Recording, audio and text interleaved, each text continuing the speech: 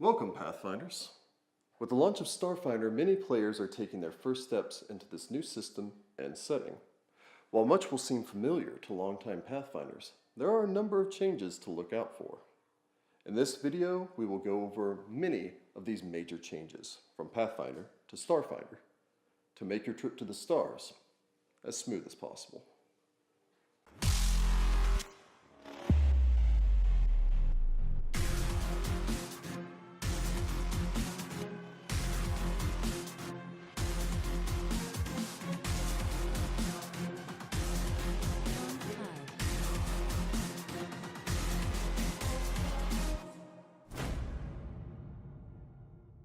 The first thing that many players will notice is that character creation involves no dice rolling.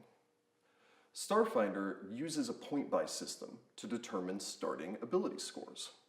You start with a 10 in every ability score and have 10 points to spend increasing those ability scores.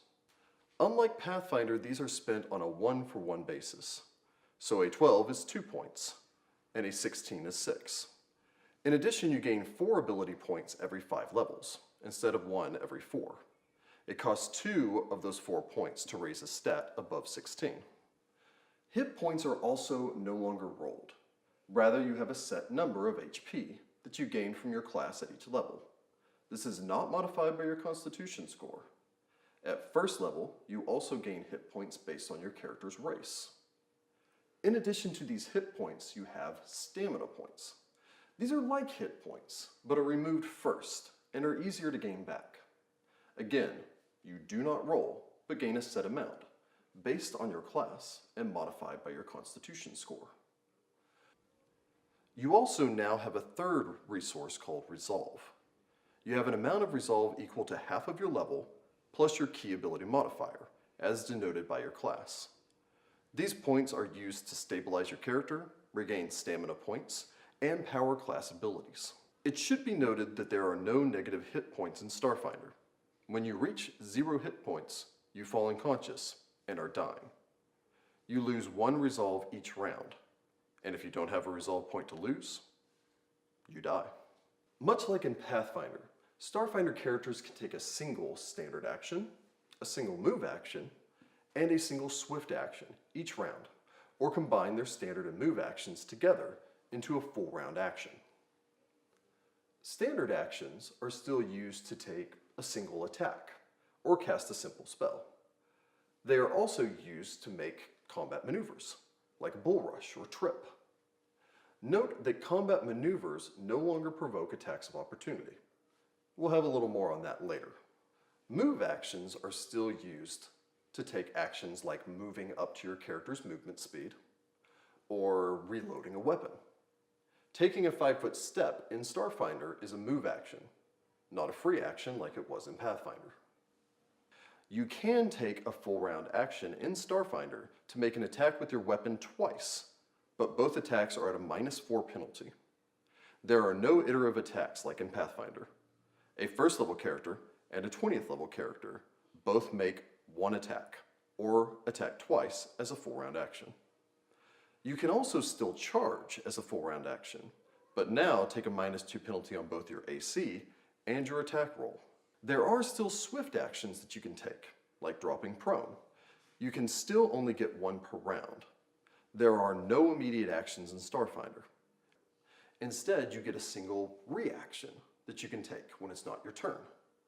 The most common reaction is an attack of opportunity. Let's talk about those. There are now only 3 things that provoke attacks of opportunity. These are leaving a threatened square, making a ranged attack while threatened, and casting a spell, unless the spell states otherwise. All other actions that provoke in Pathfinder, such as combat maneuvers and reloading, no longer incur an attack of opportunity in Starfinder. Finally, there are 3 other large changes from Pathfinder to Starfinder. And first is how armor class works. Your armor class is no longer broken down into regular, touch, and flat-footed.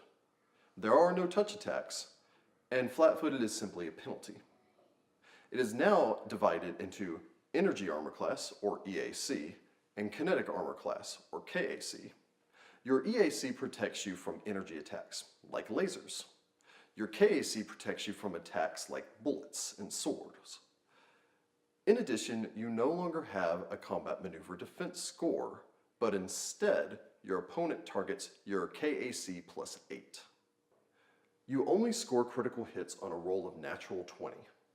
If you roll a natural 20 and it hits your target, you deal double damage, plus any bonus that your weapon has. You do not roll to confirm critical hits in Starfinder. So, with all of that in mind, you are now ready to take your first steps into the world of Starfinder. While this list is extensive, it is not exhaustive. Paizo also provides a quick reference sheet on their website. You can find the link below. Check back here soon for more videos covering the rules and worlds of Starfinder. Until then, good luck, Starfinders.